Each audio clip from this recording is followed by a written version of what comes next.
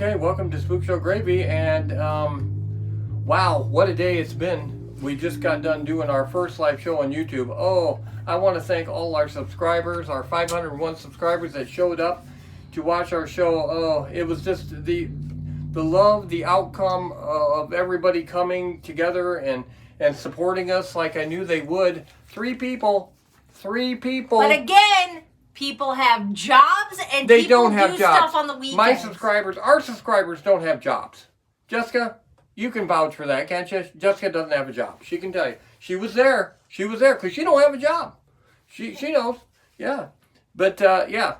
So, I'm Dr.Dollz, Miss Patty, the Des over there. That's what we're trying to, I'm introducing because in case we get on a bigger channel, rumor has it we might. I don't know. But, okay, today's show, if I can wipe the tears away from the terrible outcome of the live, we're not going live on YouTube for, we're going to wait for another year and see if we can get up to 5 people next time.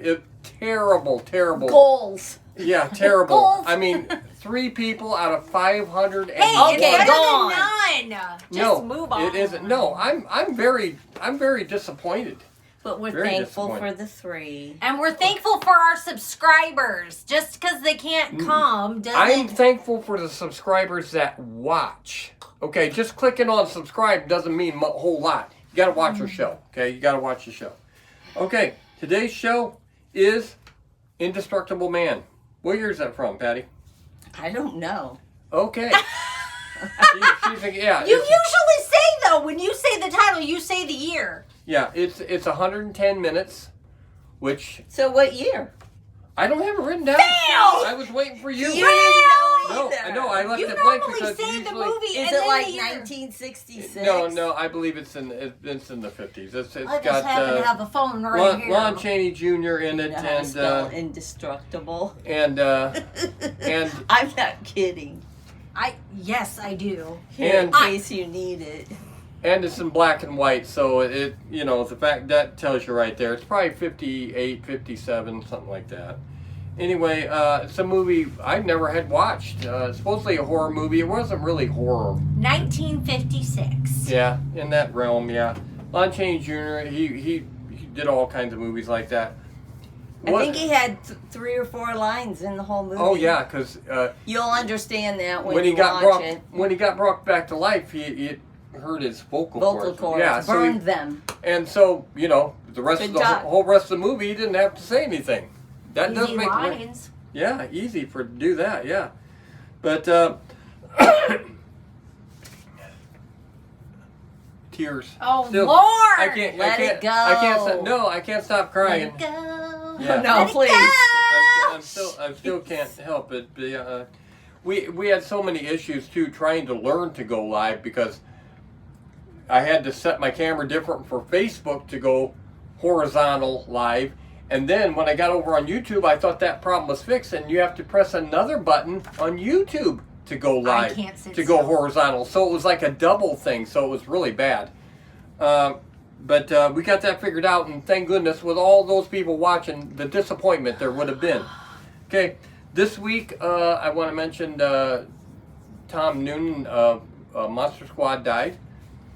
He was 74. It didn't say why he died, but he was Frankenstein on Monster Squad, and he said bogus. Like that. He said it just And like the that. little girl loved it. Bogus. Oh, I cried all the time. Baby. Oh, that was, and she was so sad. And then she gave her stuffed You animal. gotta say it like that. Boo, boo. Boo, Boo, boo. That was so sad. I hated that part. You know, I read that he said he did not, like between takes and stuff, he did not interact with the children at all because he wanted them to only see him as the monster. I didn't like that Frankenstein monster. He seems stupid. Well, Frankenstein is supposed to be It's stupid, but I don't know. There was parts of that movie that I did not like. I didn't like Dracula calling Phoebe a bitch. I don't think they needed to do that at all. They didn't need to. They didn't need to do that at all. That was just so left field. I mean, that was not necessary. That was not cool. No, she's No. little. They could have had her call anything other, or not call her anything, but yeah, that was just not cool. Okay, and before we start the movie, I want to mention one other news thing that we found out this week is very exciting. Our Comic-Con, Tara Reid will be at our Comic-Con. You know how Tara many Reid. times I had to explain to Mason to get him to figure out who it was? Most And people, mainly Dar. I had to be like, Sharknado? Anything. Sharknado was what kind of gave it away. Because for most him. people would say American Pie. American Yeah. Pie, she was the blonde with the Of course, she nice guy in looks American nothing Pie. like that. That's No. what happens when Or- you get bad plastic But surgery. yeah, she of course was in Sharknado. I think she was in Sharknado too. I believe She's so. been in a lot. That's how Dar Yeah. knew who she Yeah. was. And of course, notoriously, she was on the news a few years ago when she was being like brought out in front of everyone, and At a red carpet event. yeah, and she had on a low-cut dress, and one side of it was like The this, sleeve fell down. and she was which- totally exposed in one side of her boobs, and she didn't know anything. I'm sorry, about I it. can feel the air. That's Yeah, what I was yeah. going to say. I'd and be it's able like to feel it's like that. her one friend. It's like, oh, and Isn't it was that like, when wasn't she botched by then and everybody could see? yeah, a how, little bit, but it was like she totally knew she was Thing hanging is, here's out. my It was all question: part if of you the had game. botched plastic surgery, why would you then choose to do that? Is there hardly any other kind but botched? No, I don't know. no. I don't Usually know. it's not the boobs; it's the No. face that gets screwed up. But yeah, that was so planned. Yeah, but it's like, oh, I didn't know that was. Yeah, she knew exactly that was happening. It's called getting attention. Okay. Well, she seemed a little high to me. Wasn't she? Yeah, hasn't she been to rehab? I don't know. I don't but- know her enough to, when you get bit by sharks and NATOs, you know. I remember our favorite thing from a Sharknado movie when Dar was little. There was a guy, we used to do this all the time. There was a guy in the sand, and he had lost his legs, and he goes, "Ah!" And we would always do that. We would just randomly do that If because that it don't was bring so. the dog in, I don't know what would. It was so. They overacted so bad, but that's what made those movies great because they were so bad. Yeah, I great. watched Sharknado. I think I watched Sharknado too, but that was it. That was Dar it. loved the first Sharknado. Like There's I Clown- had a Sharknado shirt. There's Clownnado. There is Catnado. There is not. Oh yeah, there's Catnado. There's Clownnado. There is. God, what was the other one? Yeah, Clownnado was out several years ago. Catnado was So relatively there's new. just a ton of clowns or a ton of cats. Yeah. They go into town and they're in the tornado and then they attack people I and feel like I need to see yeah, these. Clownnado and Catnado. But I know there's others and I can't think On of what they were. Google. Anyway, here we go. We're going to just let you watch the first section of Indestructible Man. And I might be done crying by then. I don't think I'll be crying. I'll be crying the whole show. Because that took a lot out of me doing that live show. That really did. The outpouring of love. You know, what can I say? Okay, here we go. The first section of Indestructible Man from what year? 1956. I was asking her. Because Oh, she sorry. didn't know. She didn't know. Sorry. She'd already forgotten. I wanted to prove. I didn't. I wanted to prove my point. I Okay, was ready. here we go. Ready? Here.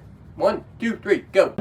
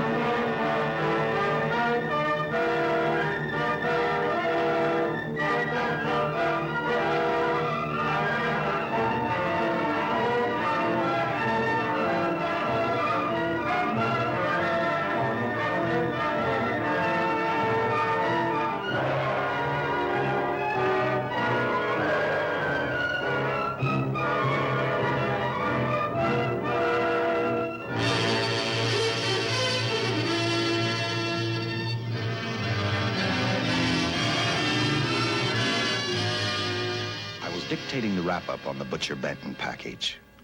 I'm Lieutenant Dick Chasen. This hadn't been a routine case, and to find the answer, I've had to put a lot of little pieces together.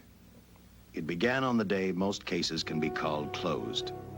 It was the day before the butcher was to be executed. He was visited by his attorney, Paul Lowe, in the death house. It was at this first meeting the Butcher Benton case took its first switch. Well, that's it, Butcher. The evidence against you was so strong, the governor turned down your appeal. You're a rotten liar, Lowe. You started railroading me from the beginning of the trial. And now you're still trying to throw me curves. Look, I don't blame you for being edgy, but get this straight. I didn't double-cross you. I never worked harder for a client. You mean you never worked harder for a client to get him sentenced? You were a fool, Butcher. If you hadn't tried to double-cross Squeamy Ellis and Joe Marcelli, they wouldn't have turned state's evidence against you. But you had to get greedy. You wanted to keep the whole $600,000 for yourself. Well, the boys got sore, and I don't blame them. It was all your idea. You planned the whole job. You hired us. When you found out I'd staged the money, you decided it was time for me to die. You got those two crumbs to turn state's evidence on me. You stinking rotten mouthpiece. We both know that isn't true, Butcher.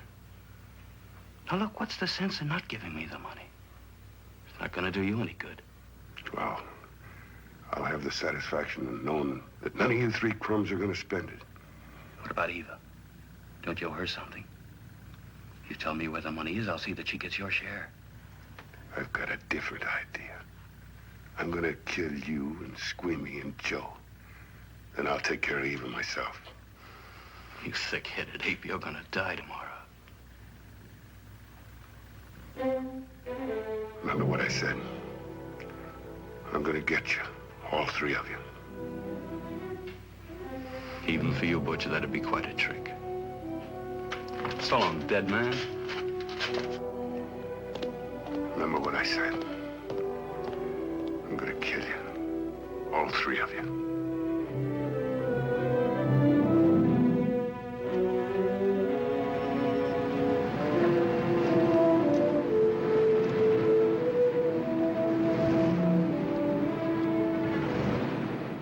Back in Los Angeles, two men sat in a bar room listening to a newscaster tell his headline story.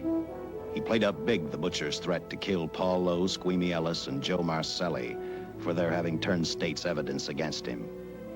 Squeamy Ellis didn't seem happy over the butcher's threat. Neither did Joe Marcelli.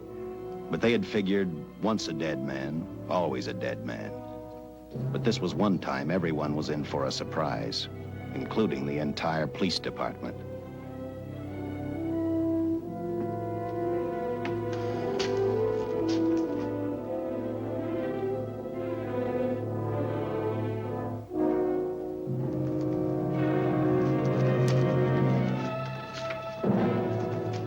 Seen the headlines, Captain? Teletype just came in from San Francisco. Butcher's execution is set for 5 o'clock this afternoon. And like the newspapers say, he still refuses to talk about that stolen money. Well, I still have hopes of coming up with something. That's what I dropped by for, Dick.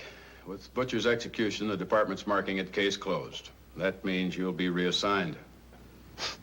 I've spent a whole year trying to break this case. As far as I'm concerned, Butcher's death is just the beginning. Of course, I can't prove it, but I think that Paul Lowe was the top man. And even though I have to keep working on it while off duty, I'm going to get Lowe, Squeamy Ellis, and Joe Marcelli. Okay, Lieutenant. Officially, I've taken you off of the case. Unofficially, I wish you luck. Do me a favor. Keep me posted. Will do. Thanks, John. I headed for Eva Martin. She worked in a local burlesque house. I'm a cop, and my job is to ask questions and get answers. So I decided I might as well start again with her.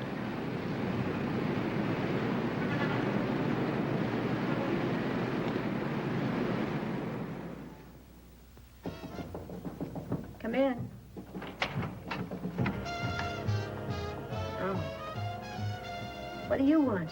I'd like to talk to you. Talk? You're a cop, aren't you? That's a good question.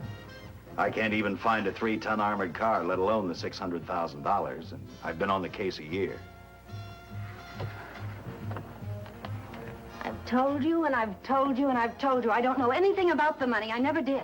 Benton's gonna be dead in a little while. I thought it might make a difference. I never knew anything about the money. Call me dumb. I didn't even know Charles was in the rackets until the trial. I'll take it easy, kid. You're on, Eva.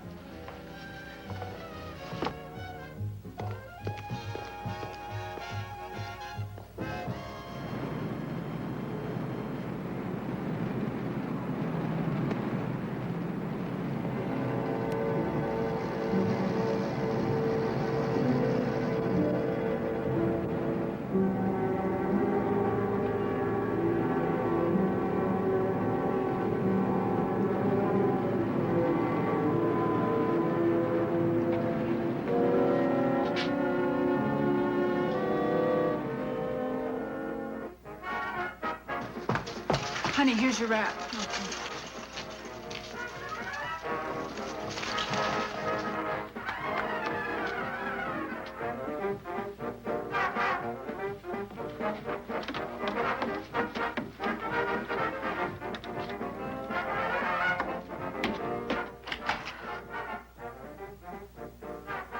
A few moments ago, Butcher Benton, without revealing the whereabouts of the $600,000 stolen in the armored car holdup, paid for his crimes against society in the gas chamber at San Quentin.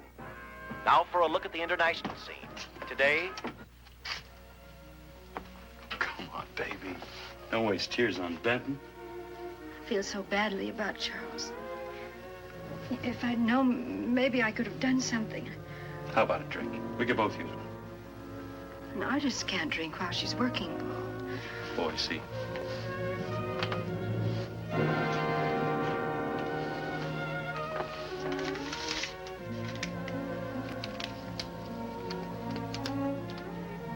What's that? Well, now what's the matter? It's a message from Charles. He told me to open it if he died. Finale, Eva. All right. How about a steak after the show? No, thanks. Not tonight, Paul.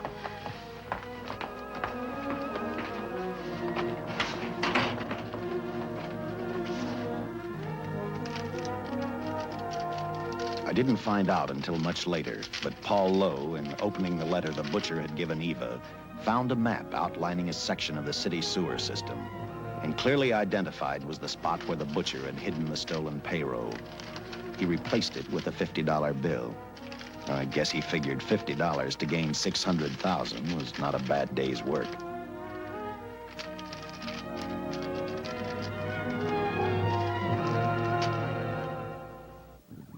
And a few hundred miles away in San Francisco, the case took another switch, which turned the next 72 hours into one long, hideous nightmare. Dr. Bradshaw, a distinguished biochemist, was making preparations for a final experiment which he hoped would lead the way to a cure for cancer. He'd been successful with laboratory animals. The last step called for a human body. And Dr. Bradshaw's assistant quickly made a deal with a local mortuary and returned to the laboratory with the dead body of Butcher Benton.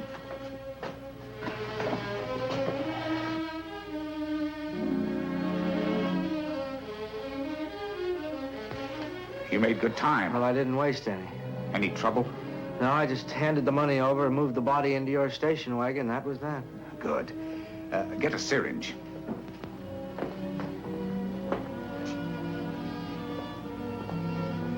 He's in good shape. Well, I hope so. We'll get other blood samples later. We'll run this one through fast. Right. Now wheel him into the machine and then raise him. Right.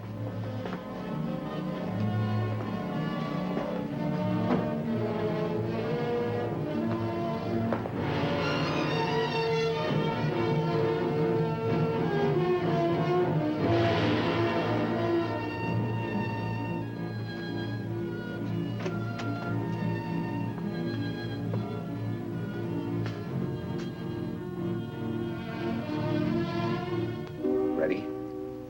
You mean you're going to give him 287,000 volts? Yes, yes. I'll get the fluoroscope set. We'll check with that before we start dissecting. Turn off the lights.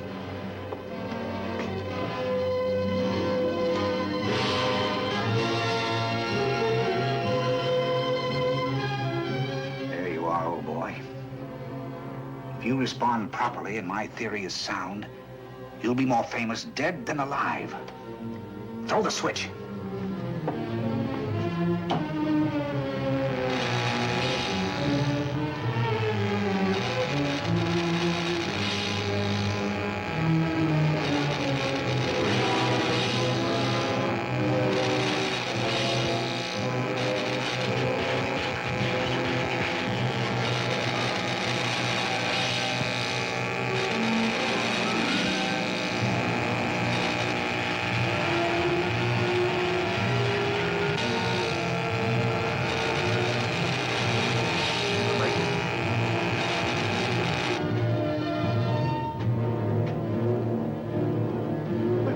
thought I saw a pulsation of the heart.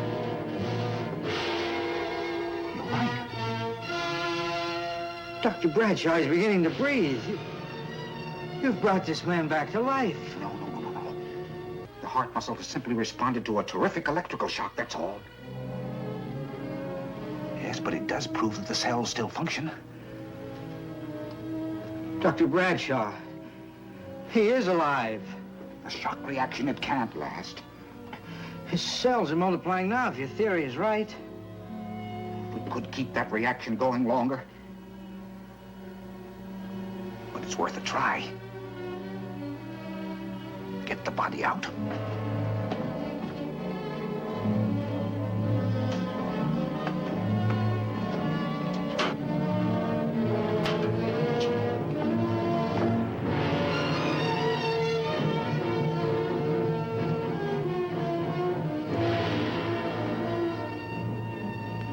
Get some adrenaline from the supply room. Some amyl nitrite, too.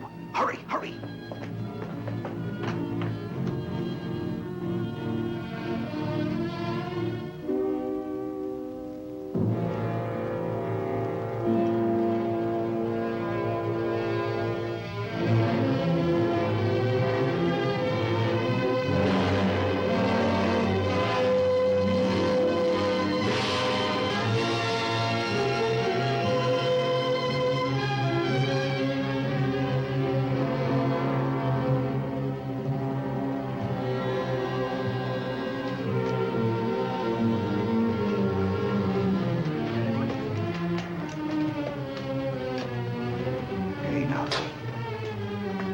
Mustn't move. Your heart can't stand the strain. Now, you must lie still. Please. Easy now. Easy. You must lie. Easy, please.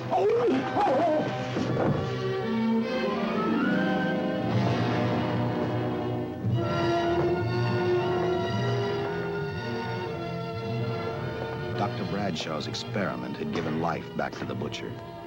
He tried to talk, but the electrical voltage had burned out his vocal cords. Yet it hadn't destroyed his brain. He knew who he was. He knew who he hated.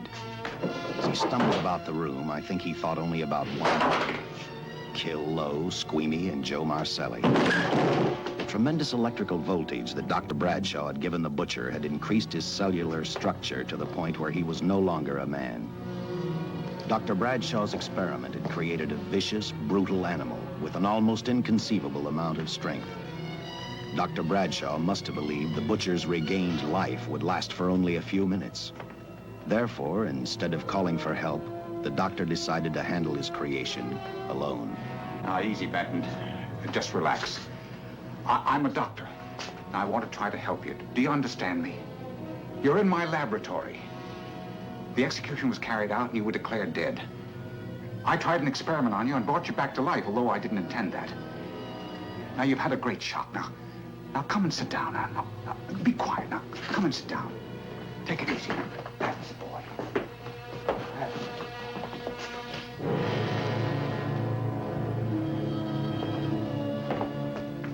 Careful. His reactions are violent. How do you explain this? Each cell must have multiplied 100 times, perhaps thousands. His strength is unbelievable. No, it's too late for the amyl nitrite. I want to get some blood samples, make some tests on him, find out what's happened. Get me a syringe.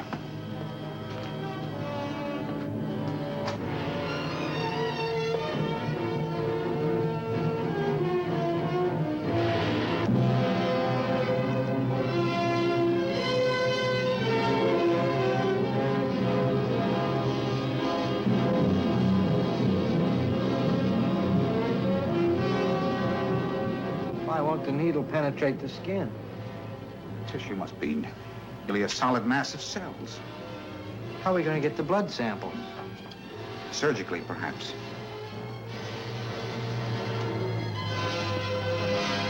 Now, easy, Benton. Take it easy.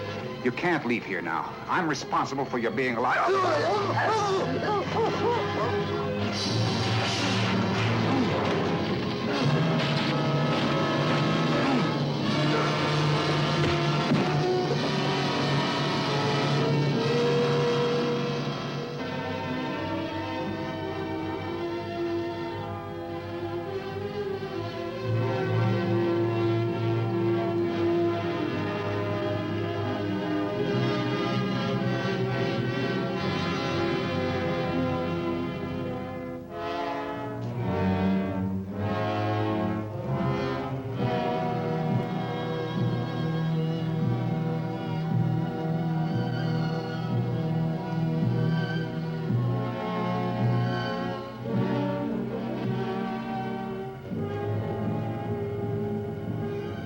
Towards the end of this case, Captain Lauder and I found out the doctor and his assistant had been murdered. But I'm getting ahead of my story. The butcher didn't know how he had been brought back from the dead, and he didn't care. All he knew, he was alive. Then this monster-made man started thinking about Los Angeles.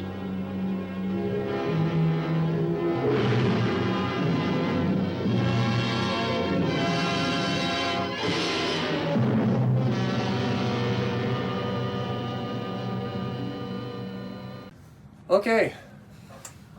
Did a lot of crying during the break. Thanks all you YouTube subscribers. The love you've shown.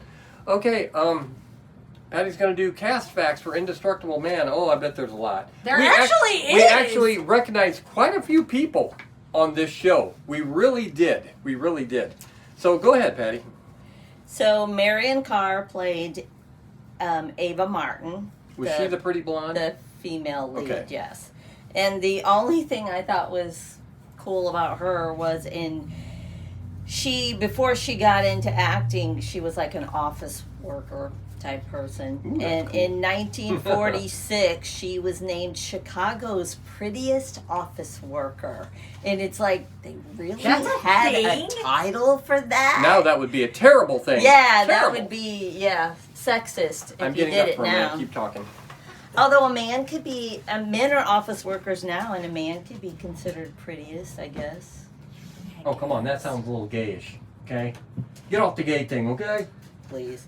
All right, then we have Ross Elliott, who played Paul Lowe, which is the main cop that we see. His father, he went to the. What's so? You tearing up? Too? No, I'm not. For everybody. I was saying, I got makeup on. Don't touch my I'm face. tearing up because you can't Well, let her it go. makeup isn't running, so it's everybody's okay It's but not. me. But it's just, Okay, go ahead. You sure? No. I'll try not to get this wet. Anyway, Ross Elliott, who played Paul Lowe, he went to City College of New York. He was going to be a lawyer. Like Beverly Goldberg. I could have been a lawyer, No? And in 1941, he joined the military, and he basically, his whole time in the military, he did touring entertainment shows. On the Lucy show, the Vita Vita Vegemin, he played the director of the commercial. Yes, that's right. I see him there, yeah. And when his career started to kind of fall Wane. apart, he went into real estate and made a ton of money. As people do. Time out. A character and tears are coming out. What is that from? I can Did see the it tears in my actually head. come out? Yes, they're like shooting. Like, what is that? The only thing I remember about tears coming out is on the Oliver Tree videos when Okay, they that's cried. not it. It's a woman doing Yeah. it. She's like, I don't remember. dang it. All right, Yeah. sorry. Go on. Okay. Then we have Robert Shane, which played the Professor Bradshaw. His father was actually the founder of the United States Chamber of Commerce. I thought that was interesting. We know who to blame now. And I thought this was very nice. He left college in his senior year so that his brother could go to college because they could not afford to pay for both He had of them one to stinking go. year Yeah, I was going to left. say, we're almost done. So when he left college, he went into the acting part of it. Marks all over your legs. So then we have Ken Terrell, which played Joe Marcella. He's the guy with the huge bags under his eyes. Yeah, that he was did the have first thing real I big noticed bags about under his him. eyes. And in every picture I saw of him online, he had huge He could bags use one of under them his eyes. products that you see. Where they advertised say, at- look at it, it'll Yeah. firm Oh up my your word, eye. it We'll was, do it on it was fast motion and see how bad. these bakes go. But didn't you consider him kind of a thin guy in I the guess. show? I know. He started out as a bodybuilder, and I'm like, I did too. what? Low weight division. Okay. What? And then he became a stunt man. So mostly the jobs he did was stuntman, and then every once in a while he did some acting with it. So this was one of those every once in a while. Then we have Joe Flynn, which played Professor Bradshaw's assistant. I did not realize this as I was watching the movie, but found this out. He actually was Captain Binghamton from McHale's Navy. Yeah, I love McHale's And it's Navy. like, I watched what? that in the morning. I did not see Okay, that. now on all your facts, I might have been busy at the moment. Did you not mention the fact that the one guy was from 16 Candles? Did you not mention that? That is such a No, big... because he was boring. No. That one of the main characters is you don't have him on there at all? No. Mm-mm. One of the main characters in this show, I mean, he was in it a lot. I remembered him from the Andy Griffith show with there was one where they tried to sell him the cannon. Okay. He played the cop that narrated the movie, basically. But he was the grandfather. The grandfather of Molly Ringwald on 16 Candles. Sammy Baker Davis Jr. He was that guy. Okay. You know? And that is worth mentioning. 16 Candles. That was a great movie. But not a significant character. No, he was very they're all. Not in the movie. Yes, 16 Candles. Oh, not no. in 16 No, Candles. everybody was a significant character in there. Yeah. Okay, can I finish? I thought you were. No! So with the Joe Flynn, who was Captain Binghamton, even though this was a serious movie, when it was in the theater, people always laughed at his character. And right after this movie, he decided, I need to be doing comedy. And he did comedy then ever since. Never did any more serious. McHale's Navy, I watch that in the mornings a lot of time. You can't get that on streaming for some reason. I don't know why. But I like that. That was on when I was a kid. And Ernest Borgnine, very good looking chap. And he was the main guy. And the bad guy, Captain Binghamton, was him. Yeah. But and Tim Conway, of course, he was the funny guy on that show. And no, that's the 16 Candles connection I thought was a big deal. Because we like 16 Candles. And Molly Ringwald turned out to be a hottie. And even though she has no hair, I'm totally against She the cut all her non-hair. hair off? Oh, she don't have any hair. She's I she's on that show Townies. And she's very Which is great. really, really old. She may have old. hair now. She's busty and she's got a nice figure and everything like that. Jake. What about him? Did you think he was good looking? Not really. No, Jake I wasn't. thought he was Too good. tall, too big. Oh, Jake wasn't tall and big. Jake. Yes, the No. popular guy. His friend, the thug he was doing the pull-ups with, that he wasn't actually. Okay, He I don't was like tall. I don't like any of He that. wasn't tall. He Like wasn't short. tall. No, he wasn't tall. And who plays him in the teen movie? Chris Evans. Yes. Yeah, that was a good movie, He's teen cute. movie too. Yeah, He's where cute. they did that. Molly Ringwald was in that movie actually. Okay, so we'll let you watch part 2 of Indestructible Man. Here we go. On that very night back in Los Angeles, I decided to stop playing detective for a little while. I went to the burlesque house to ask Eva to have dinner with me. After all, the butcher was dead, and if I got lucky, sooner or later I figured Paul Lowe would lead me to the stolen payroll. In a way, that possibility made me even feel better. It's not fair to watch the show from backstage. Next time I'll pay admission. I take it by that remark you like my routine. Yeah, you're pretty good. What I can't figure out, though, is why you stay in a place like this. It shouldn't be hard for someone like you to get a job in a class spot. If you weren't a detective, I'd be willing to bet with a line like that your next remark would be, how about dinner? Well, not exactly dinner, but a hamburger might be a good idea. If you're asking in an official capacity, I can't say no.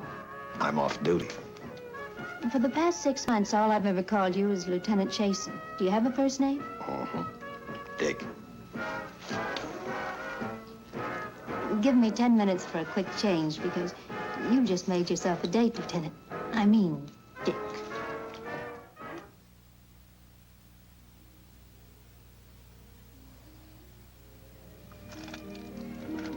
something, Dick? I haven't had hamburger in the front seat of an automobile with a guy in a lot of years. Well, from now on, we'll do it more often. It's funny. I always figured a policeman wasn't really a human being. I mean, unless he was arresting someone or trying to solve a case, he was unhappy. Shows you how wrong you are. In fact, everyone on the force gets fed up occasionally with the job they do. Maybe we're more human than anyone else. We see so much trouble, we get to hate the word. But as long as the world's filled with people, there'll have to be men who enforce the laws. What made you join the department? Now who's making with the questions? No, honest, I'd like to know. Well, it's really a very short story. When I got out of the Air Corps, I knocked around for a while. Well, I went to work for an oil company. One day, I went back to college on the GI Bill. Just before graduation, I noticed all about the police department exams. Seemed a pretty good thing to do with your life, so I took the exams, passed, then went on from there. If I ask one more question, will you give me a straight answer? Try me. Am I still part of the Charles Benton investigation? I mean, right now. I don't think so. As far as the department's concerned, when Benton was executed, the case was marked closed. But inside of me, that's not good enough. I don't follow you. Well, the $600,000 is still missing. And a fast-talking underworld lawyer like Paul Lowe is walking around a free man. Someday, no matter how long it takes, I'll get him and the money. Until I do, the Benton case for me is not closed. I give you my word, Dick. Charles Benton never told me anything about the money. Oh, I've been sure of that for a long time. But how did you ever get mixed up with anyone like the butcher? As trouble ever started, it just happened. I had a roommate who used to date Benton all the time. One day she packed and left for Chicago. Benton carried a torch for her, and he used my shoulder to cry on. First thing I knew, we were having dinner together, and a few weeks later, I was labeled by the police as this #1 suspect and Benton's girl. But it was never like that. I made only one mistake. I felt sorry for him. You mean, until he was arrested for the robbery and the killing, you had no idea how he earned a living?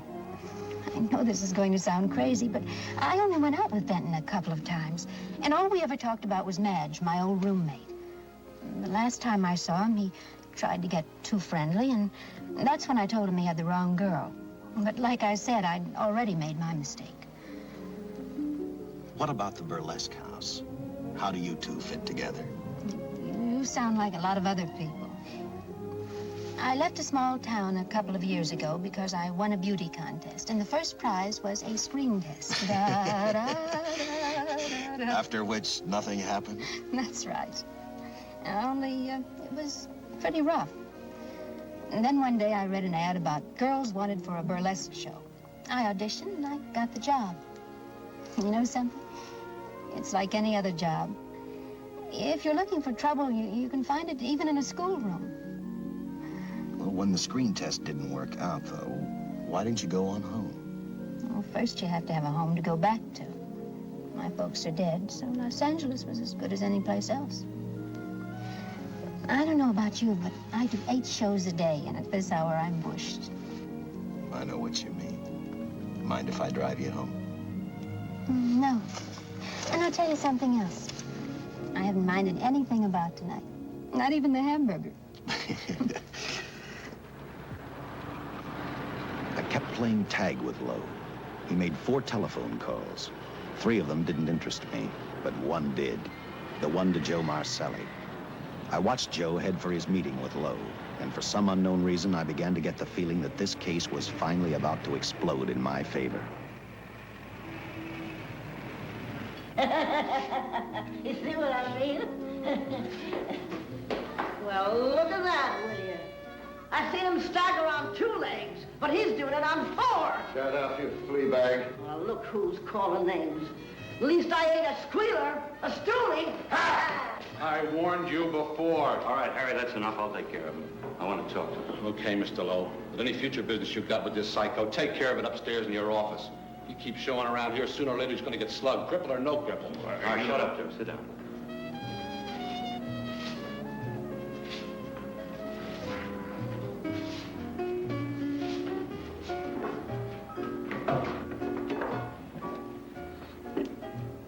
I need a shot, bad. You'll get one after I talk to you. You sober enough to understand? Yeah, I run out of dough. No wonder. Look at you. You used to be the best torch man in town. Now I don't think you could crack a safe if you knew the combination. No jobs. Nobody wants me since I turned stakes on Benton.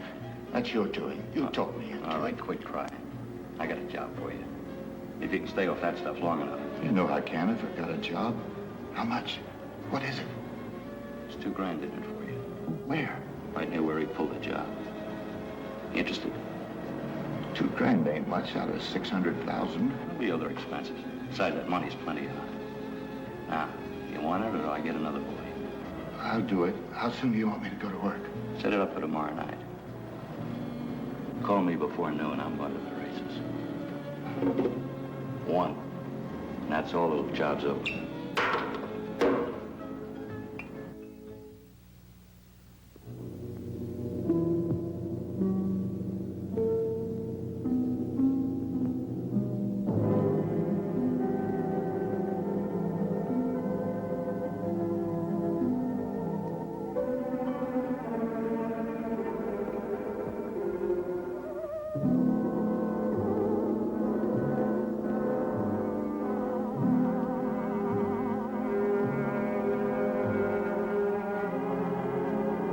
Butcher was walking slowly toward Los Angeles.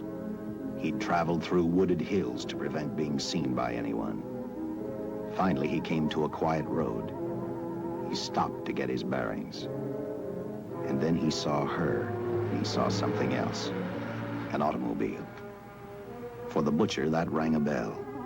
With a car, he knew by the next afternoon he'd be in Los Angeles in plenty of time to catch up with the 3 men who had double-crossed him.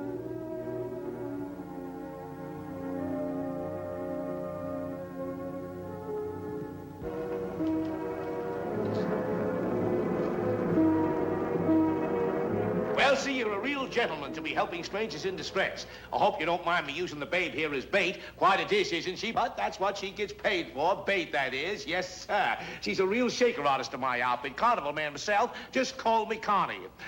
Yeah. Well, friend, we're in a little bit of difficulty here. Got a flat tire, brand new car, no tools in the back. Why, some of these dealers make my carnival grifters look like babes in the woods.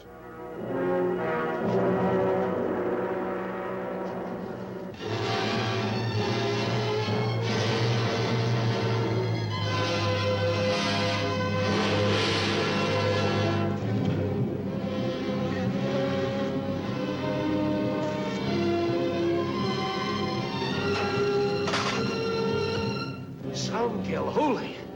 Say, who you with, Fred? Let it down. Let it down. No matter who you with, friend, believe me, I can do better for both of us. I'll make a fortune for the both of us. Oh.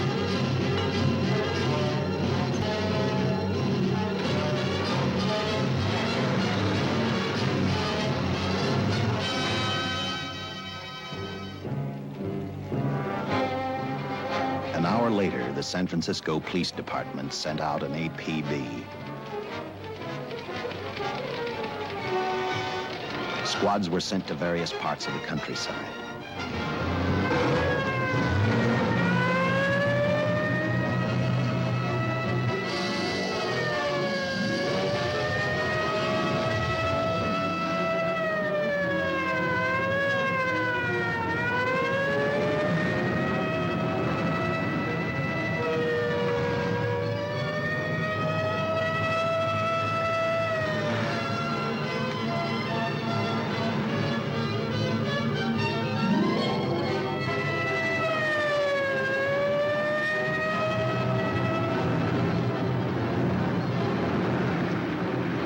Roadblocks were thrown up to catch the cold-blooded killer the hysterical girl had described. Each squad kept reporting back to Central Headquarters, and each of their stories was the same. So far, none of them had spotted the car the killer was driving. Orders were given to shoot to kill. because from the girls' further accounts, they realized they were dealing with a maniac.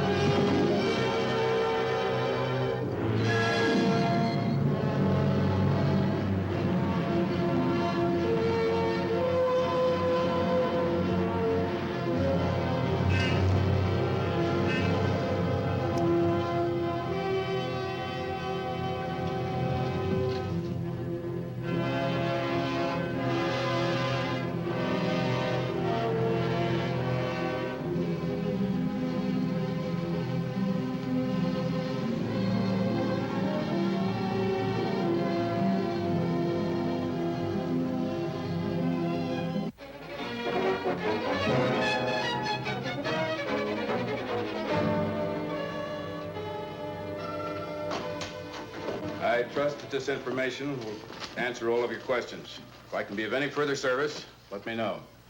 Sincerely, J.I. Louder, Captain Police, L.A. Here's another all points from CHP, Captain.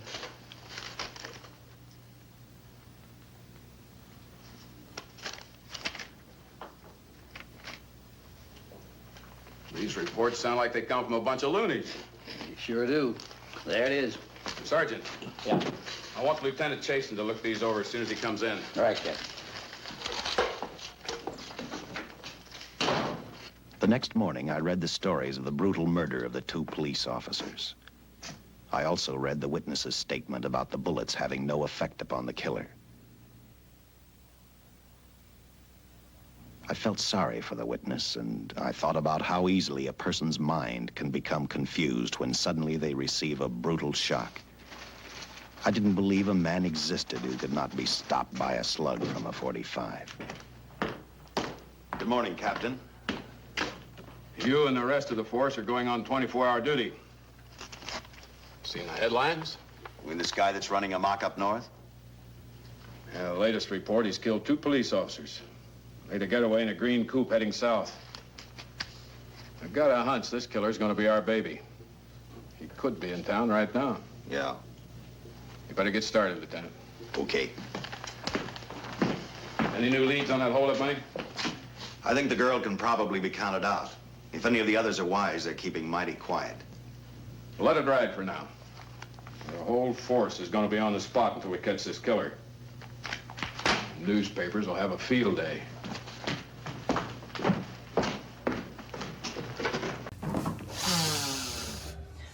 It's recording. I know. Okay, we're back, and you just watched section 2 of Indestructible Man. Not exactly. Coming up, you will see him when Don Chaney has to lift the guy up over his head and then throw him across. And if you watch Married with Children, you know how many times we've seen Al fall from the upstairs outside. Oh, does it look like that? It looks Yes. very similar. That like it's a big pillow. yeah, he threw over. It's very pitiful. But yeah, you'll notice that. Okay. That's not For our quite thing what that I we're was showing today is Pringles. Once you pop the I've got a whole fun, don't container. stop. I'm going to lift it up and show you. Whole container of Pringle canisters. Most of these are Halloween, okay? Most of them are Halloween. Girls, you're allowed to help me on this too. The latter years, the more recent years tend to be Day of the Dead. Spicy chicken. Okay, you don't show that one USA. and that one yet because that is not Halloween. He literally said, "Help me, girls." Okay, we'll show that. It's too late now. Yeah, this is a Wendy's spicy chicken And a canister. Baconator. These are more entertaining. Yes, they are. They're more entertaining. They're And then very this is a, USA. it's a 4th of July canister. These are all empty, of course. Rick and Morty. Yeah, Rick and Morty canister. These are more entertaining. And then, more the zombie hands with Halloween. hands. Pickle Rick. Yeah, Pickle Rick. Yeah. very, you know, not everybody. There's another Pickle Rick. Yeah, I did save a couple of those because they were pretty popular. And I already showed that. These are all the yeah, there's only so many. Barbecue. Just barbecue. America. Of the. Yeah, we are. Yeah. Oh, what name was this then? What? Did you show that rotisserie chicken? No. Yeah, rotisserie chicken Pringles. You know how long it's been since I've had a good rotisserie. But yeah, all these are. Most of them are Halloween related, but the ones like this that were just off the wall. And the Wendy's and the Pickle Rick. I didn't even know those existed. Yeah, most people don't. They were. How did they taste? They were not good. None of these funky ones were good. Now this, what is this? Pickle Rick. That's not Pickle Rick. Not Pickle Rick, but it's from Rick and Morty. One yeah, this was sour cream, so I like these. They tasted normal. Sour cream and onion, I like that. But most of these were Halloween related, had mummies and zombie type hands, and like I said, the latest ones were the Day of the Dead. I'm not real. She always liked Day of the Dead stuff, but I'm not really a Day of the Dead. Sugar skulls.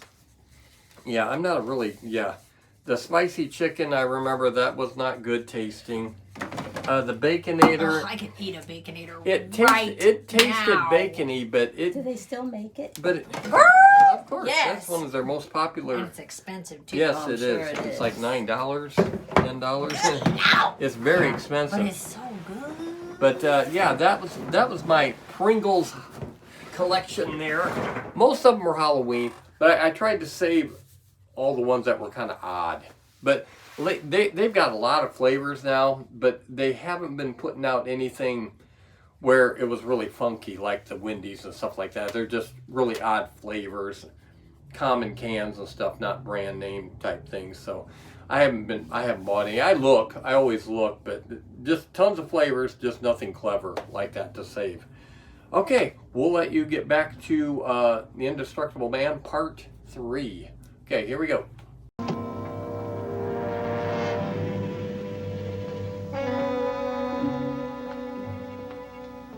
We were wrong about two things. The killer was already in our city, and we didn't know he was Butcher Benton. He headed straight for Eva Martin. He went to her dressing room to get back the map he had left in the envelope with her. He wanted first to check his money, then catch up with Lowe and the others.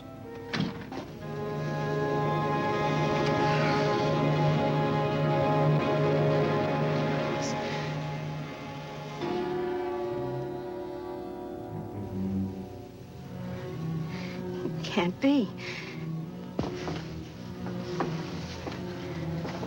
But you do look like him. Only different somehow.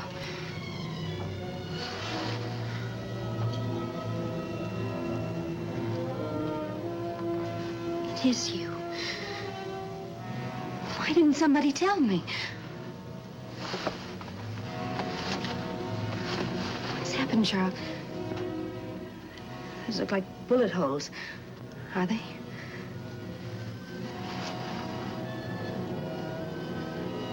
There isn't even a mark.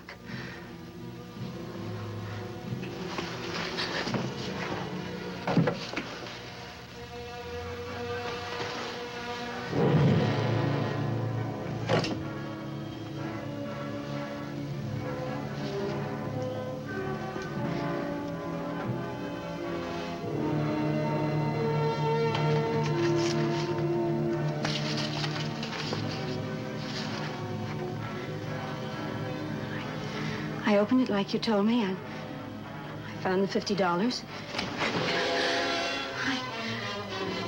I didn't know why you left him. Paul didn't know why he was here.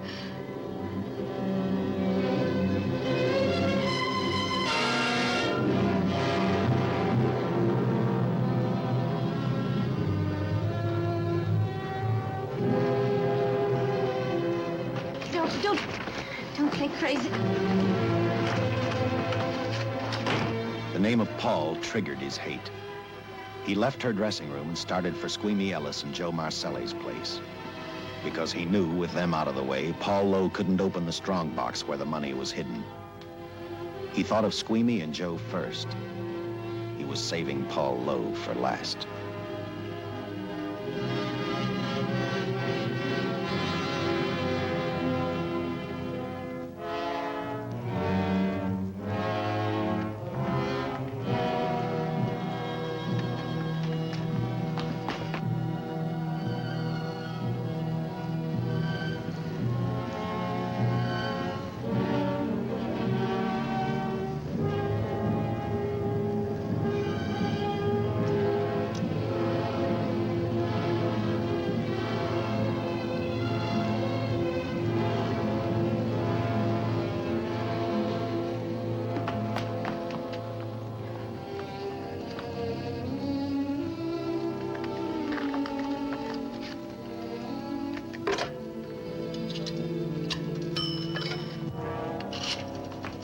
Hey, Eva, can I borrow your eyebrow pencil?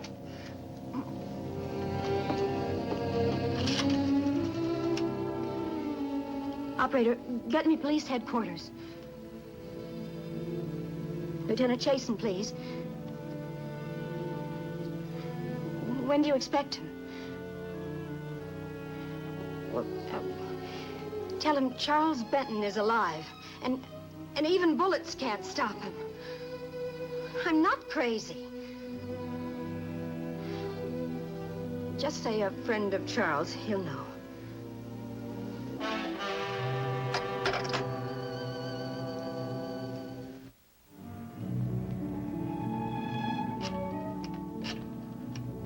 After leaving a message for me, Eva telephoned Squeamy Ellis. She tried to tell him the butcher was alive and on his way over to kill him. Squeamy didn't believe her, and in a way you couldn't blame him. Who in their right mind would believe a man had returned from the dead? What Squeamy actually believed was that the butcher, before his execution, had hired a killer to carry out his threat.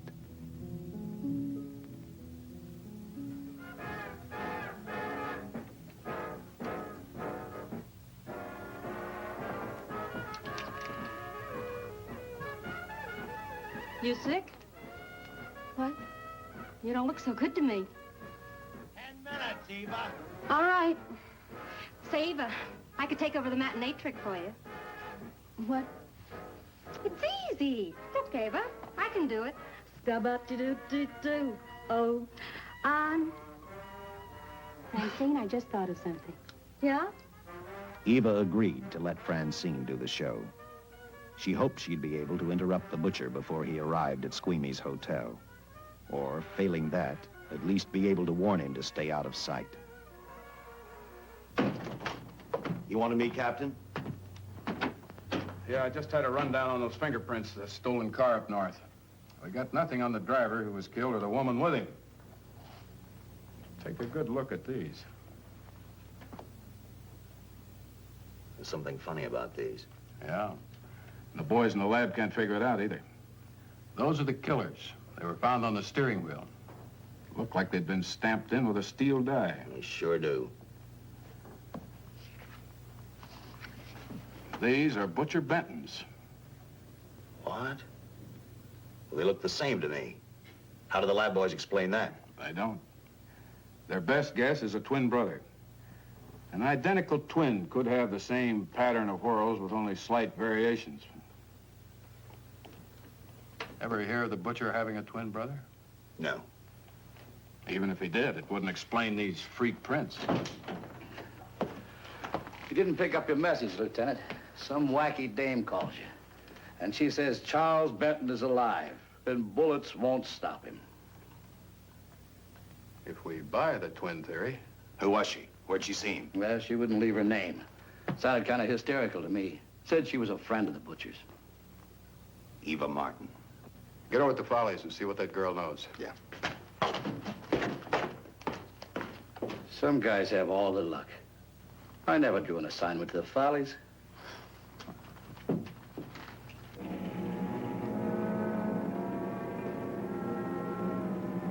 Meanwhile, the butcher headed for Squeamy's hotel. He didn't seem to be in any particular hurry. Actually, he seemed like any normal person, on his way to work or on his way home.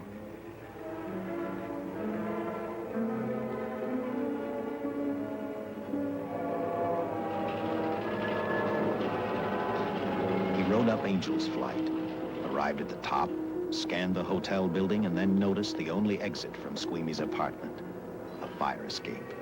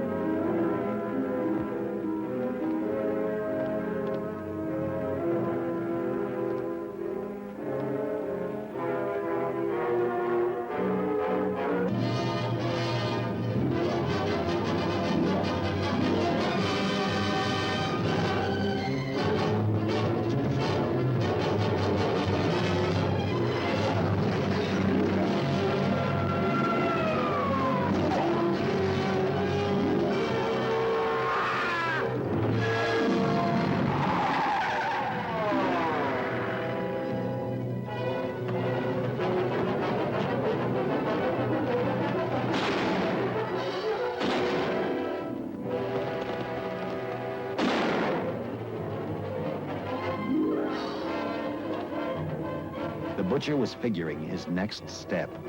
And as he looked at the dead cop, he thought about Paul Lowe, the next man on his list. Seen Joe Michelli? Not since last night when I told him I didn't want him around here no more. Give me a shot.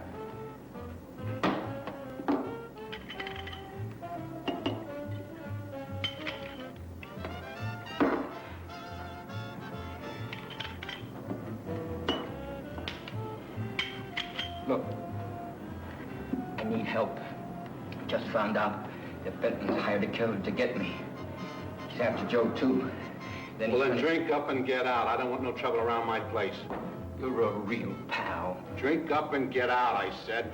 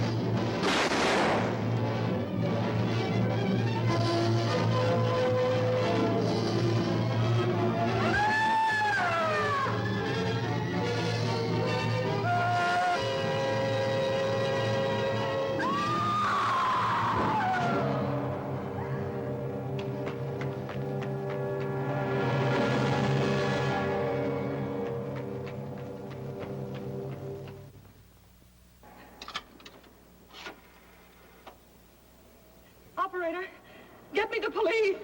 Police! Yes!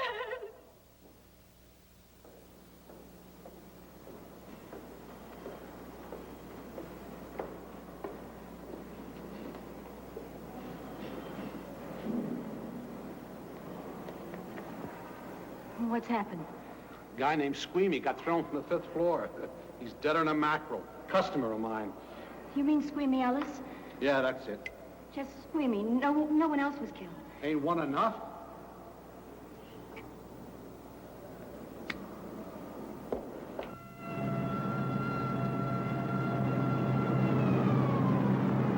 I tell you, the bullets never even phased him. He must have been wearing a bulletproof vest. God help us when the papers get a hold of this. Keep an officer on duty here till you hear from me. We'll get a stakeout on Joe Marcelli. I'd like to talk to Joe. Lauder, I'm going to call San Quentin. Suppose Benton is alive. Every available man's been put on the case now. Yes, sir. All right. All right. Anything new? Report on Dr. Bradshaw, owner of the station wagon. The San Francisco police located his laboratory in the basement of an electrical power receiving station. Bradshaw, what's he know? He's dead. And another man, too, his assistant. The lab is a shambles. But now we're getting some action from San Francisco. Benton's body never arrived at the mortuary where it was supposed to go. An attendant there finally broke down, admitted he picked up some quick cash by handing the body over to a man he was unable to identify. The man was driving his station wagon. Blast it, man. The chief's on my neck, and the commissioners are on his, and the mayor's on theirs. Now, am I supposed to tell them that our killer is a dead man? They found a notebook in Bradshaw's lab. It ties his experiments in with a Professor Dwiggins at Caltech. I hope to hear from Dwiggins soon. Captain, report from the valley on a hysterical woman. Reports the presence of the killer. There's the location. Let's go.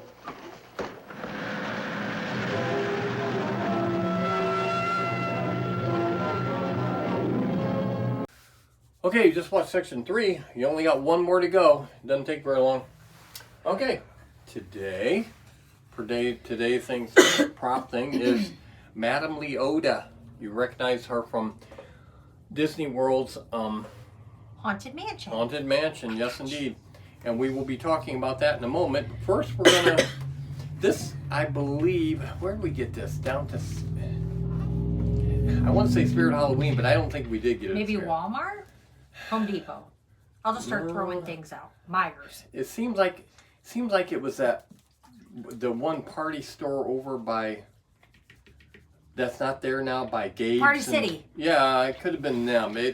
I don't remember exactly though, but I think it was $65. Okay. Seriously? Yeah. Disney has to get some of it so they can do propaganda against the Republican Party. Oh, you knew you couldn't go one episode without. Spiders, tale of a rat, call in the spirits wherever they're at. Yes, and I like this because it's rubbery, you know, and you can really see the. Send us a message from somewhere beyond.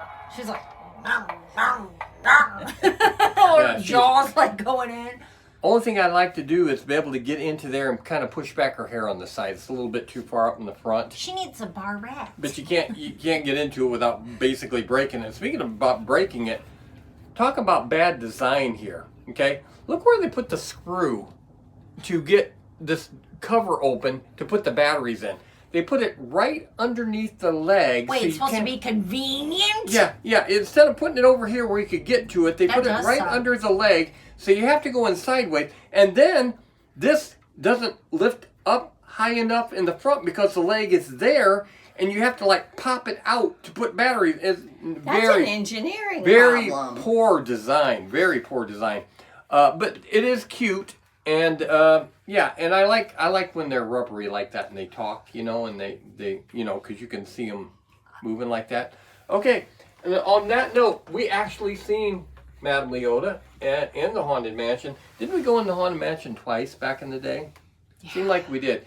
We liked the Haunted Mansion. How old were you when we went there? It was for my 13th birthday. 13th birthday, and that was a little bit ago. We went there for 8 days. That was a big vacation And we for us. had slushies. Yeah, unlimited slushies. Woo! I was sick of slushies. Kind of like the Married with Children episode, unlimited peanuts. Okay. Oh, unlimited slushies. Unlimited slushies. Yeah, she got slushies all the time. I can't even remember what hotel thing we were in. It was like the Southern. I loved it. Yeah, the Southern themed. But we had to fly down there in a jet, and that means we were in the air where we were not supposed to be. I was not comfortable with that, guys. He was having a coronary. Oh my God! The whole time down there, and the whole time, the kind of the trip was actually kind of ruined because I knew I'd have to fly on the way home, and it was raining that day on the way home. I'm not comfortable. I remember that. People are not supposed to fly. Yeah, because we had a connecting flight. We had to go to Pennsylvania first, and then go to Florida, and vice versa. It didn't go straight into South Bend, so. Yeah, so no, I was not comfortable with that. But we went in the Haunted Mansion twice, I believe. We went to Disney Magic Kingdom. I'm getting mixed up. Magic Kingdom the very first day. That's where we went first. We went to Pirates of the Caribbean, I think was the very first thing we went on.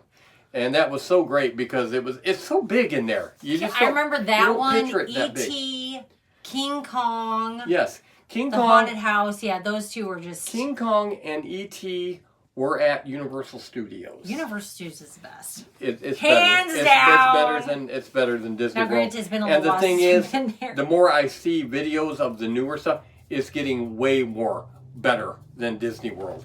They're blowing Disney World away. It's amazing. But anyway, we went to the Haunted Mansion. We liked that a lot. And Deza was only 13. We liked Epcot because we got to go through the one country that had the Maelstrom with the trolls. And we went to Viva la France! Viva la France, yeah. We made reservations. How many times did I say that in the videos God. that we took? I wanted to smack you. We went every day. We had reservations for somewhat of a snazzy Cinderella's eating Castle. place. The food wasn't that good, but it was so cool. Yeah, I mean, we got to eat in Cinderella's Castle. See, so think about it. When you die, I'm gonna sell your stuff, and me and Mason and Dar and I hopefully always some wanted to grandkids go will with go. Dar to. I'll take your picture.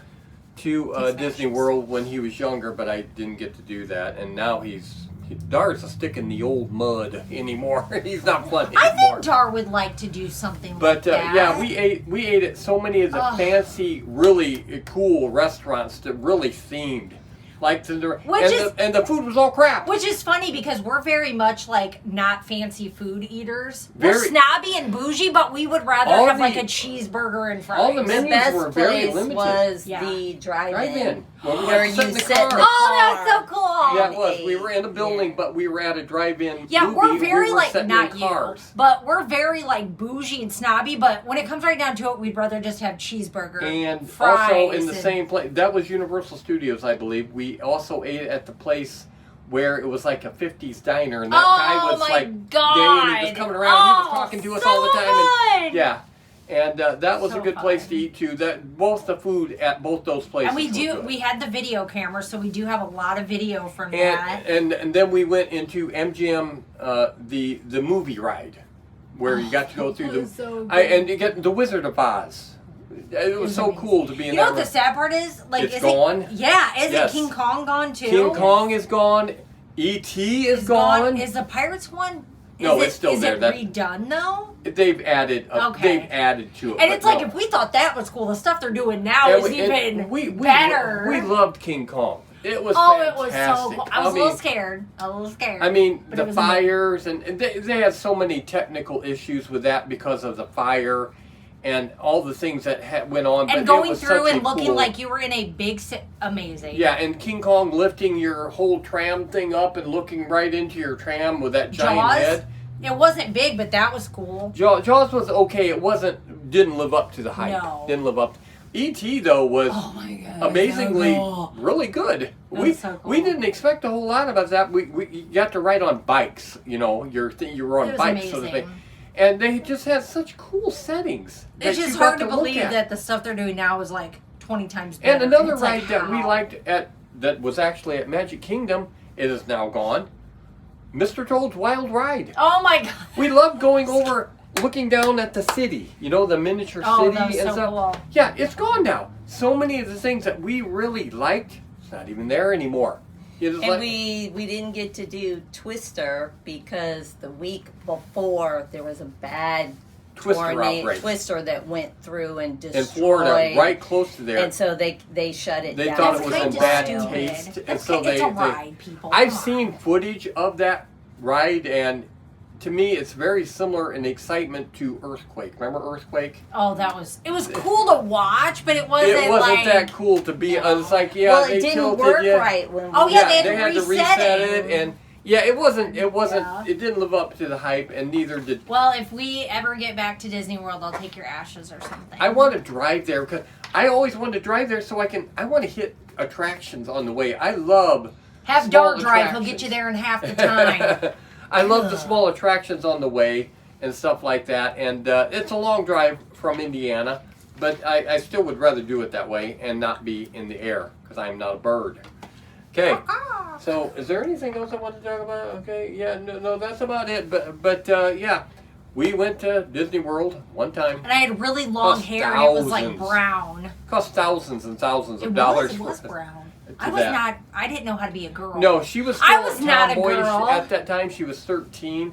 She turned into a girl. How old? Freshman year. Yeah, when she went to into high school.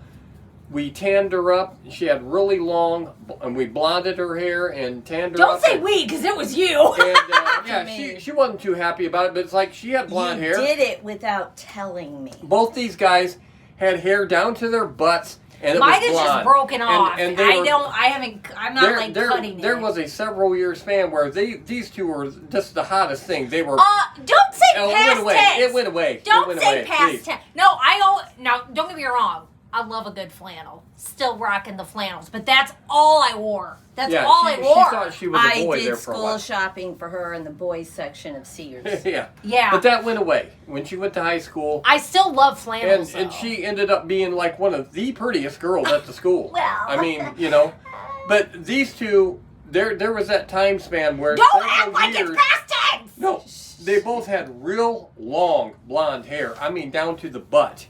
And they both were tan, and just. I kind of like not being tan because so many people. I would walk into. White is in right now. I could. Not being. That is so racist. Why are you racist? No, I mean not being pasty. But yeah, there you go. No, I love white. I love. I love the pasty. Okay, let's go on. But no, I would walk into stores with these guys and.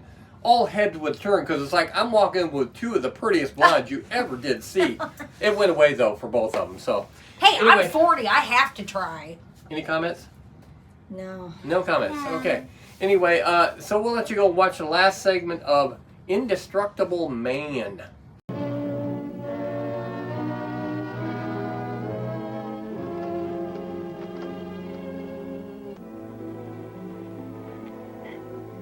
You and your boyfriend had a little fight, and he got out of the car to take a walk. You noticed that he walked down toward the sump area in the direction where you'd seen those lights a short while before. What happened then, miss? Please try to tell us. Well, I just sat there a few minutes, I guess. I was pretty mad.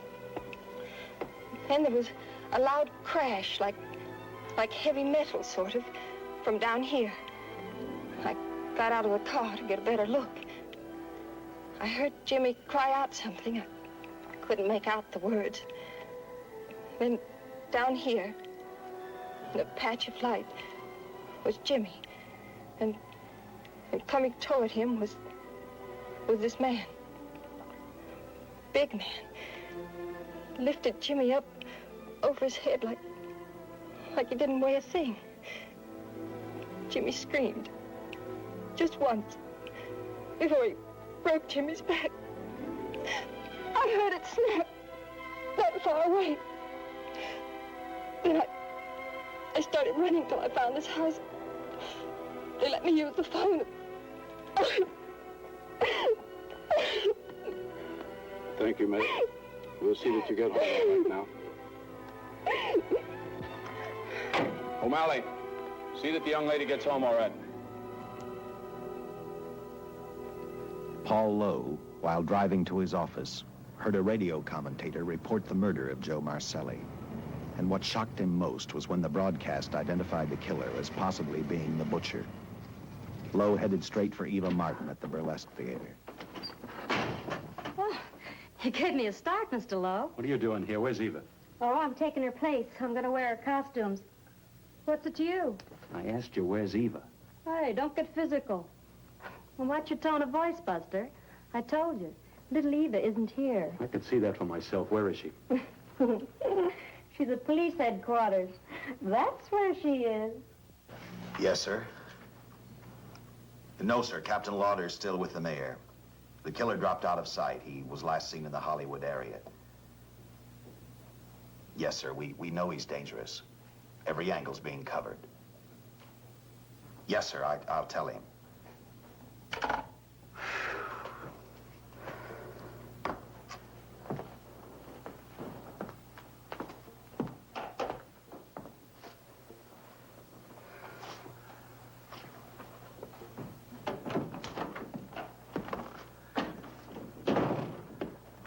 Here, see how these fit.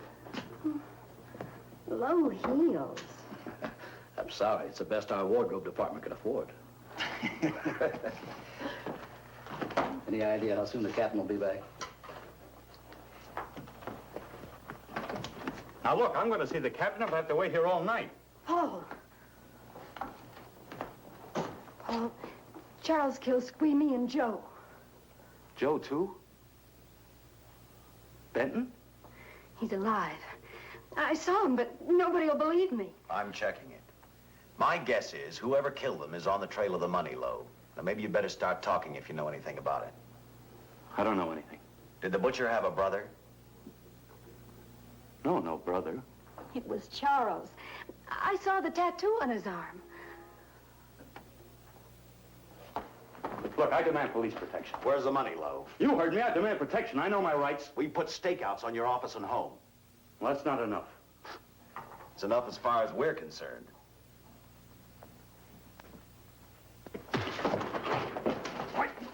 Now you gonna book me, Sergeant? Dan, throw away the key.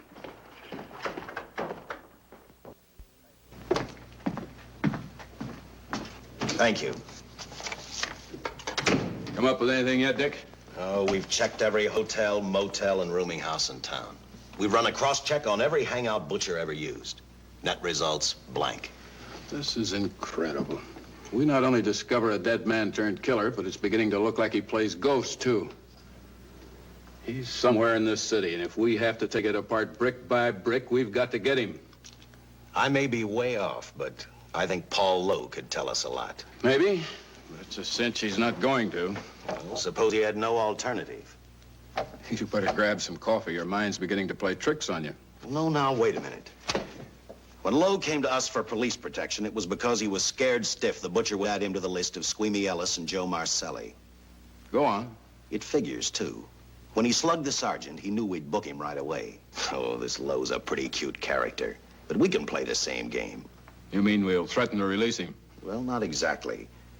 You tell him you realize that he was excited, that throwing the punch was accidental. Tell him we're not going to make a charge, that he's completely released. Lieutenant, you know we can't do that. Lowell made his first mistake when he hit the sergeant, and that'll get him a year. As far as the department's concerned, at least it's a small victory. If my hunch is right, Lowe won't want to be on the streets with the butcher looking for him. And he may talk, and talk a lot. Enough maybe for us to get rid of him permanently. Even lead us to the butcher. If he's frightened enough, that might work. But if it doesn't... No, Dick, I'm not going to release him. I want him out of my way so bad I can taste it, but not bad enough to be responsible for getting him killed. The good thing about that, Captain, is the fact we know it, but Lowe doesn't. Let's give it a try. All right, Lowe. Come on out. I think you'll find everything in there. You're free to go, Mr. Lowell. Wait a minute. Who do you think you're kidding? You arrested me for assaulting an officer. Court, I'll plead guilty. With luck, I might get off with 6 months. For a lawyer, you're forgetting a very important point. If no charge is made, there's no trial. It was a tough day for everyone. We figured your nerves were on edge, and when you threw the punch, you didn't know what you were doing. I've squared everything with the sergeant. It's all over, all forgotten. Yeah? Why'd you bring a stenographer? Simply because I wanted a record of our conversation at the time of your release. Okay, Lowell, let's go. Oh, wait a minute. Once out on those streets and I'm a dead man. You let me go, you'll be responsible for murder. Oh, come off it, Lowe. You're imagining things. You know the butcher threatened to kill me. You set me free, he'll do it. Well, that's just a risk we'll have to take. But the way I look at it, Mr. Lowell, you'll be okay. Look, Captain, I'll make a deal with you. You keep me here and I'll tell you how to recover the money. Maybe even catch the butcher. No deals, Lowell. You'd probably tell us anything just to stall for time. Come on, let's get out of here. Now, wait a minute. All right. I'll tell you the truth. Start taking this down. I, Paul Lowe, hired Butcher Benton, Squeamy Ellis, and Joe Maselli to pull off the armored car holdup. And then Lowe continued with his confession. He told us about finding the map. He showed us the exact location of where the butcher had hidden the stolen payroll. And he gave us a most important answer. The explanation as to how the butcher was able to elude detection. His means of escape was the sewer system beneath our city.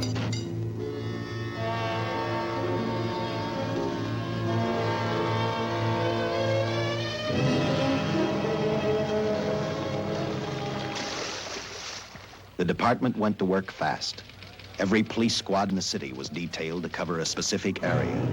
Every entrance and exit to the Los Angeles city sewer system of 700 miles was covered. Captain Lauder and I, along with several other squads, headed for the entrance where, according to the map, Butcher had hidden the money. Our job was to stop him, and that made me think of one specific question. When we found him, could this monster be stopped? I, for one, wasn't sure.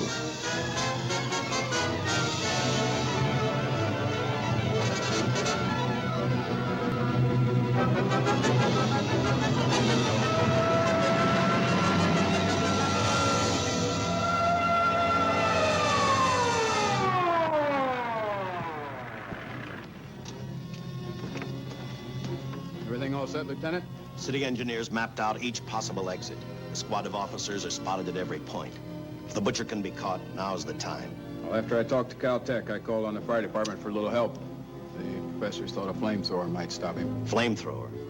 I suppose their boys have had a chance to join our squads by now. See, we have one with us here. Have you thought about what'll happen if this doesn't work? No. I've been praying too hard that it will work.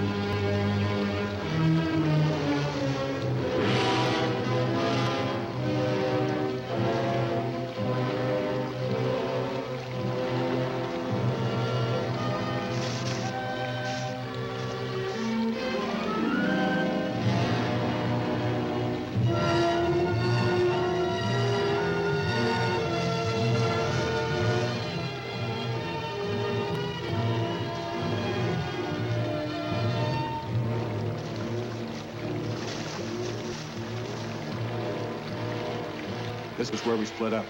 I'll go straight ahead.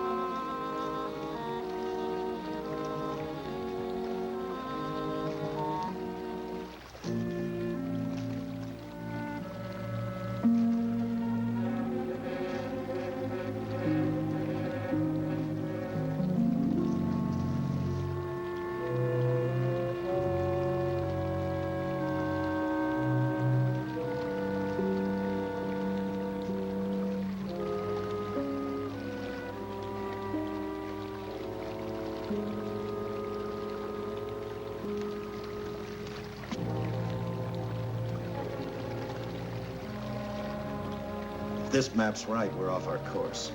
You'll have to backtrack.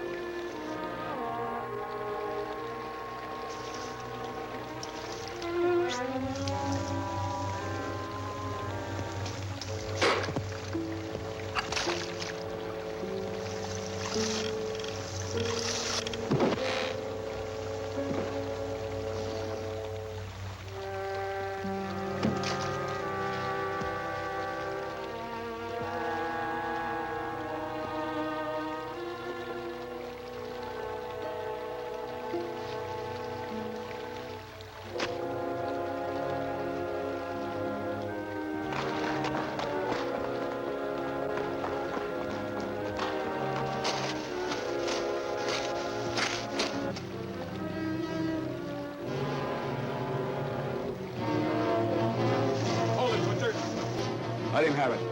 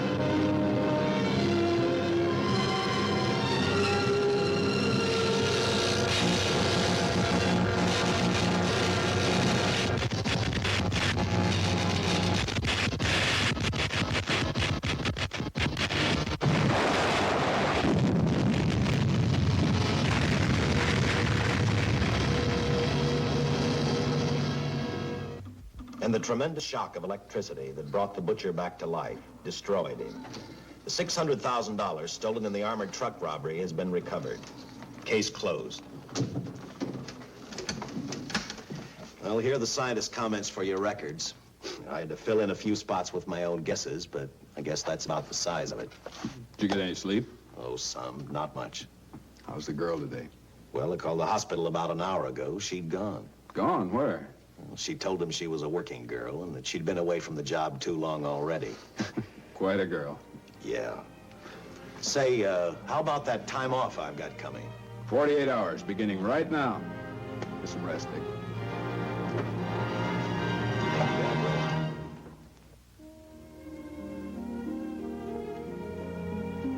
You know something, Dick? The past 72 hours seem like a bad dream. That rest in the hospital today really gave me a new lease on life. Now that it's over, I can't believe it actually happened. The important thing is to remember it is all over. I suppose you'll be assigned to another case. I'll have to give up hamburgers in the front seat of the car for steaks in a restaurant. No. I've thought about that. In fact, I decided to do something about it. I started by talking the captain into a short holiday, and just about an hour ago, I got you fired. What? What did you do that for? I figured that being my wife would take up all of your time. Even if I wanted to say no, I couldn't. You're not supposed to say no to a detective. I figured that, too.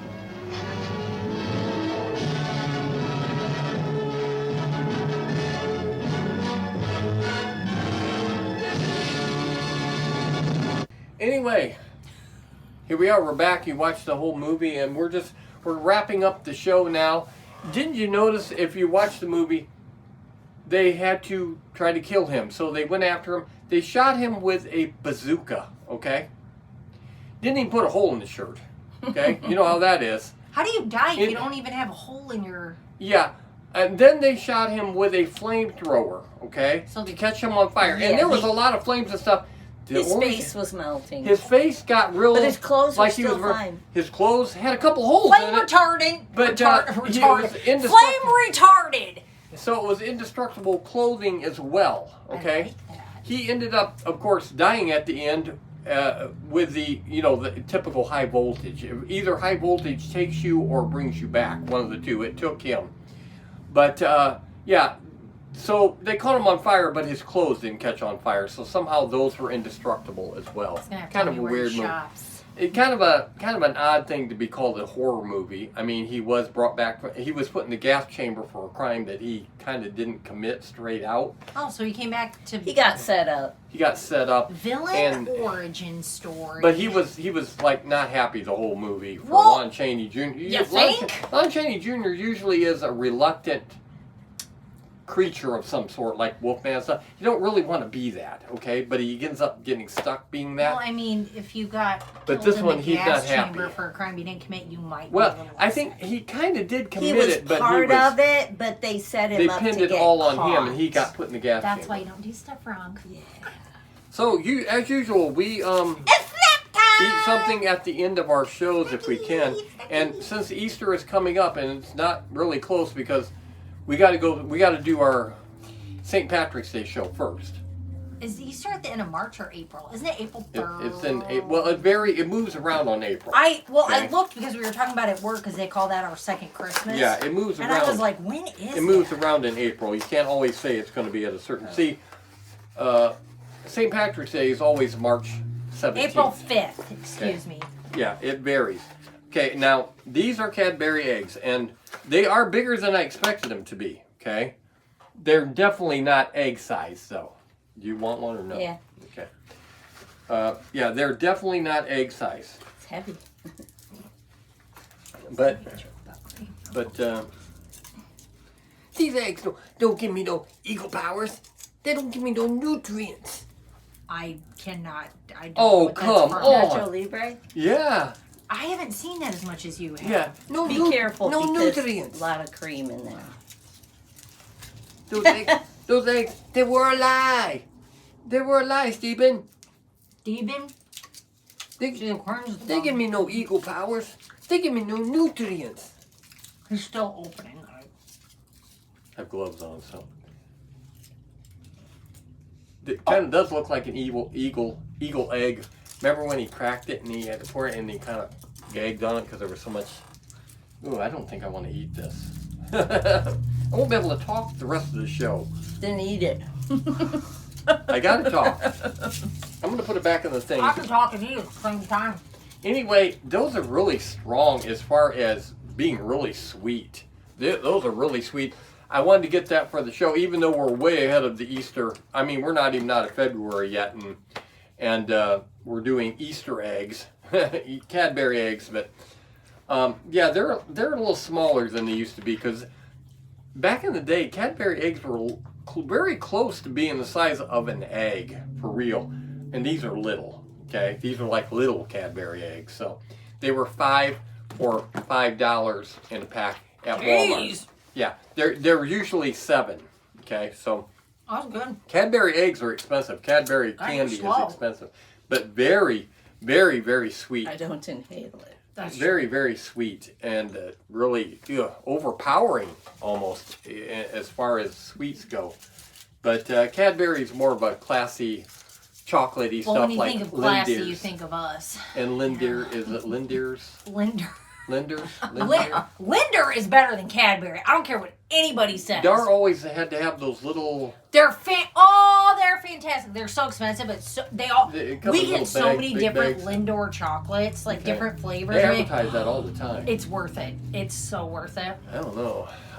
Burlington, we like get chocolate, so but many I'm different not flavors. crazy. Oh, it's so good. We like the milk chocolate. Dar always had to have Linder, so but. I have chocolate around my mouth. No? Do you want chocolate around your mouth? Okay. Okay. All right, we're gonna let you go. That was our food tasting thing, and that was our movie for this weekend of our anniversary of our show that started officially this weekend with Bloody Pit of Horror. Remember, I had on the red leggings. I saw that on a Memories on Yes, yeah. red leggings and yeah. But might show that again someday if we're still on the air, so to speak. But with the overwhelming support of the live YouTube, I swear, I didn't expect much, but I got it in abundance. I did. I got it. I mean, unbelievable amount of people that don't. Here's the thing. I don't like to watch stuff that I was follow. gonna say, I don't watch live stuff. I don't. It's not because I don't like them. I never had anything come up live other than Dr. Dread. Dr. Dread comes up live. And, have you ever watched his? Yeah. Oh, crap. On Facebook. Yeah. He is Murder Table on Mondays, I watch. It comes in right before. But you're retired, so that's a little different. You're here. Mummy and the Monkey comes in live on Fridays, and I watch her because she's fantastic. But in the evening time, right? At 9 See, o'clock. we're smack dab in the middle of the day on the weekend. So you're saying if we went live like at 9 o'clock like they do, for example, that we would be flooded with subscribers? It might be better. I don't think so. Because what people do, they subscribe to your channel and then they don't watch your channel. Okay. I try very hard not to be subscribed to channels that I have no intention of ever watching. There are channels I don't watch, but I do look and see what they put up on my subscription. They can look and see what... Shut You're up trying to tell already! me this isn't exciting? Yeah. I mean, they just ate Cadbury eggs on TV right here. Yeah. So, yeah, we're hoping that we're trying very hard to... We're on the Vortex now. Some of the people on the Vortex want me off the show. I'm not saying who it is. If they're, I'm not going to say it's Sluggo or anything, but some people say that they don't really want me on the show. They just want the girls to do the show. And some people don't have taste. Yeah, I guess I got to be on the show. It'd be very quiet if I wasn't on this show. So we're on the Vortex now. At least we are now. I don't know how much longer we will be. We're trying very hard to get on the Monster Channel. We really want to get on the Monster Channel. That will mean so much to me and so much to our mini 501 subscribers. So they can watch it on the Monster Channel on Roku. So we're trying very hard. We're hoping that they will throw us a bone and let us get on there. Oh, please, God, throw a dog a bone. Yeah. Now I don't know what the future holds as far as characters on here. The Friday night with Zowie, Uncle Zowie was successful last night. Some few people watched it and it got a good response. People liked it. People laughed. And they like me more being that character, being the stupid character. And believe me, if I'm ever going to get on a shirt, I'm going to have to be something like that. This is not going to get on a shirt, okay? Speak This for is not yourself. going to get on a shirt. I already have myself on I don't. a shirt. I ain't going to be able to walk around cons looking like this. And hey, there he is, Dr.Dollz. Nobody cares. Okay, well, Nobody cares. I'm going to look like this. You're a girl. Girls can get away with it. I'm in that group. I'm an older white male. Nobody gives a crap. We are the least popular. You know, of you're all really not the wrong. things. We really are. When you're an Yeah, older but white when male, you hear middle-aged white woman, you think of a Karen. So honestly, like that's not good but either. an older white male, and it's like, oh God, no, they're the worst. They're the worst. Well, obviously, they want me off of Vortex, so some not people, everybody. No, not everybody. Most everybody on there is so nice to us, and we appreciate They are. it. We it's a nice group. And I will mention the Crimson Crimson Executioner. Executioner. He's a very nice guy Such to us a nice all the time. guy. Yeah. And he's the one that started talking to us first, actually, when it comes to the Vortex. That's right. Yeah. And Dr. Ed sent us over there. And Dr. Ed told us to go to the Monster Channel. And I did talk to the Monster Channel guy yesterday, and he's looking over our stuff. I hope he decides to throw us a bone and let us get on there. Because Patty is dying to get on there. She's always wanted to be a horror host her entire life. She was willing to give up her lucrative music career just to be a horror host. Because, well, let's face it, that's where the money is. All you horror hosts out there, you know what I'm talking about. The money is in horror hosting, you know. I take that back. There are some people like Svengoolie. It is there. Yeah, he actually, the money is, and Elvira did that way too, and she's not exactly poor. No, but if she wouldn't have looked the way she did, it would have been a different story too. If you see her on early documentaries, she will tell you that there are people that wanted to watch that type of show, but the guys were probably. But she is funny. Like, even without all that, she is funny, but that just makes it that much better. But it's really hard to get into this business of horror hosting, especially when we're just playing. We're just playing. Speak for yourself. We're just being ourselves. We're just being ourselves. So, yeah. So we'll let you go, and hopefully this was sort of entertaining. Yeah, entertaining. Okay, we'll see you next time on Spook Show Gravy Creature Features, because these guys can't do the outro. They're way too busy.